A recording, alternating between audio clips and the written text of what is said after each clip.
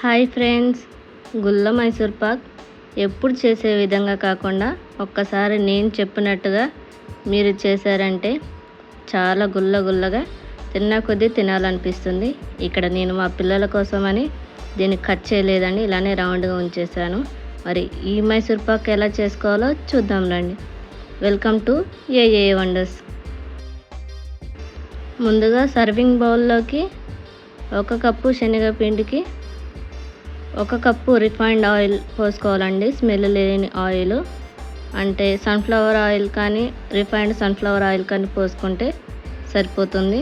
ఇందులోనే 1 స్పూన్ నెయ్యి కూడా వేసుకొని విస్కర్తో ఉండలేం లేకుండా 3 నుంచి 4 నిమిషాల పాటు ఇలా కలుపుతూ ఉండాలి.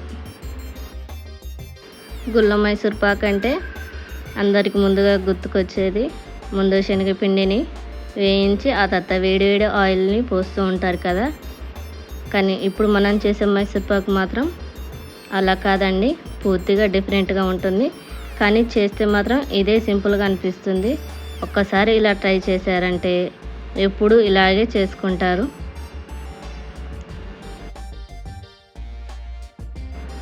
ఇలా దీన్ని ఒక 4 నుండి 5 నిమిషాల పాటు మంచి క్రీమ్ టెక్స్చర్ వచ్చేంత వరకు ఉండలేం లేకుండా కలుపుకోవాలి.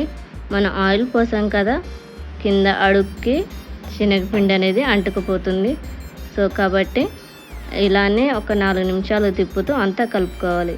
ఇప్పుడు ఇలా కలుపుకున్న దాన్ని కొద్దిసేపు పక్కన పెట్టుకుందాం. ఇప్పుడు ఒక గిన్నె తీసుకొని దీనికి నెయ్యి రాసుకోవాలి. ఎందుకంటే మనం మైసూర్ పాక్ చేసుకున్న వెంటనే ఇందులో వేసుకోవాలి కాబట్టి ముందుగానే ప్రిపేర్ చేసి పెట్టుకుందాం. మీ దగ్గర ఏదైనా మౌల్స్ ఉంటే గ్లాస్ దానికి కొంచెం ఆయిల్ కానీ నెయ్యి కానీ రాసి పక్కన పెట్టుకోండి.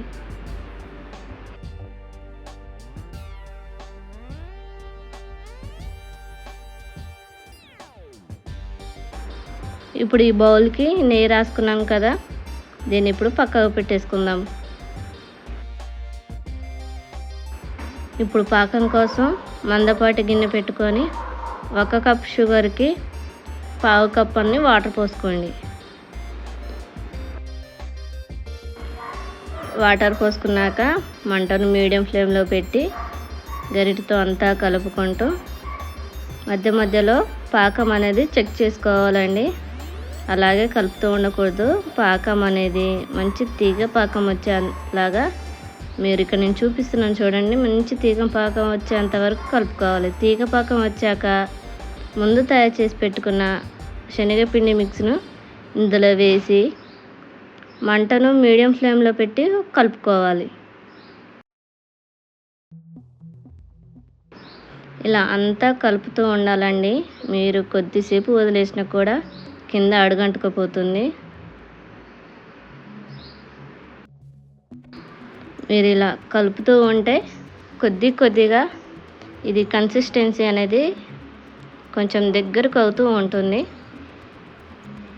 ఇలా దగ్గర పడుతున్నప్పుడు మంటను సిమ్లో పెట్టి కలుపుతూ ఉండాలి.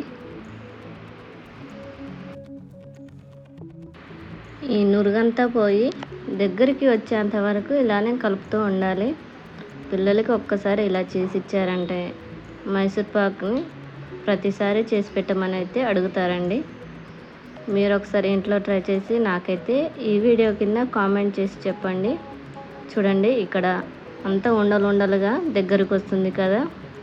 ఇలా దగ్గరకు వస్తున్నప్పుడు అస్సలు మర్చిపోవద్దండి, మంటను మాత్రం సిమ్లోనే పెట్టి కలుపుతూ ఉండాలి.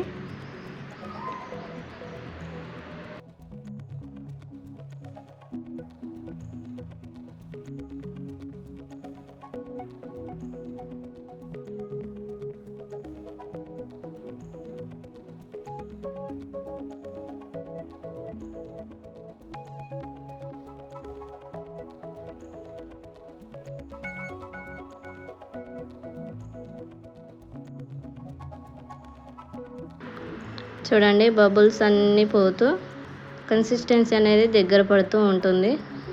ఇలా ప్యాన్ నుంచి అంతా సపరేట్ అయిపోతున్నప్పుడు దీన్ని ముందు నెయ్యి రాసి పెట్టుకున్న గిన్నెలోకి వేసుకోండి.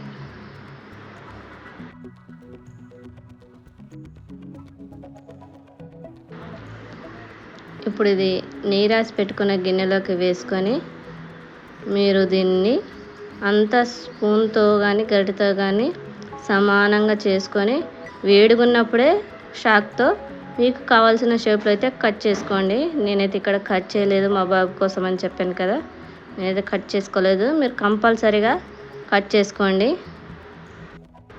కట్ చేసుకున్నాక ఒక 1 అవర్ తర్వాత దీన్ని ఇలా టర్న్ చేసుకుంటే ఏదైనా బౌల్తో పైన ఒకసారి ఇలా ట్యాప్ చేయండి. 2 సార్లు ట్యాప్ చేసిన తర్వాత దానంతట అదే ఊడొస్తుంది. చూడండి ఎంత గుల్లగా మైసూర్ పాక్ అయితే చాలా టేస్టీగా అయితే ఉంటుంది. మీకు ఈ రెసిపీ అయితే నచ్చినట్టయితే మన ఏఏ వండర్స్ యూట్యూబ్ ఛానల్ను సబ్స్క్రైబ్ చేసుకోండి, లైక్ చేయండి, షేర్ చేయండి.